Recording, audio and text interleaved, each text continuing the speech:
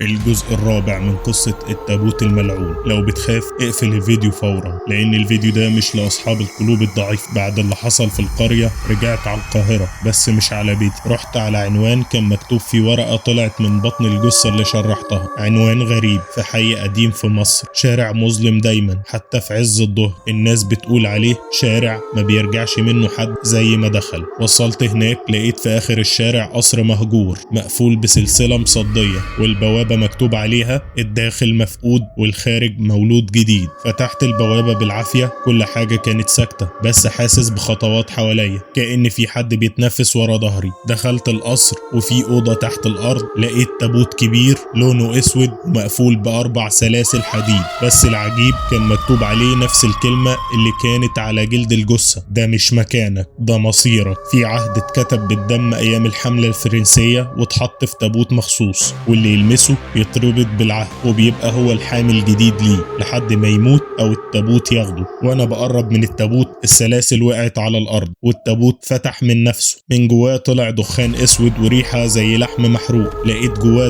دمية قديمة جدا بعين واحدة وعليها مكتوب اسمي دكتور رفعت بخط ايد غريب. وفجأة سمعت صوت ست بتضحك ضحكة تخليك تعيط من الرعب، وبعدين قالت بصوت مش طبيعي: انت اللي اخترت تيجي، ما تلومش غير نفسك. الجدران بدأت تنزف دم، الصور اللي على الحيطان بدأت تتحرك، ولقيت نفسي جوه الصورة بس مش حي، ميت. والناس حواليا لابسين اسود وبيبكوا. بس وانا نايم في التابوت رجعت فجأة للواقع، بس التابوت كان فاضي والدمية اختفت والأوضة كلها بردت كأنك في تلاجة موتى. خرجت أجري من المكان، بس وانا خارج قابلت شيخ كبير في السن لابس جلابية سودا، وقال لي لو خرجت من هنا من غير ما تدفن التابوت مش هتعيش. سألته أدفنه فين؟ قال لي في قلب الصحراء في مقبرة اتقفلت من 150 سنة لأنها بتبلع اللي يدخلها من غير ما تسيب أثر. أنا دلوقتي في طريقي للصحراء، بس من ساعة ما خرجت من البيت كل مراية بعدي عليها بشوف فيها التابوت ووشي متغطي بكفن. لو حصل لي حاجة اعرفوا إن التابوت لسه بيختار، وممكن يكون الدور عليك بعدي. لو وصلت للآخر اكتب لي تحت أنا شفت اسمي على التابوت، واعمل لايك للفيديو وشاركه مع أي حد بيحب الرعب الحقيقي.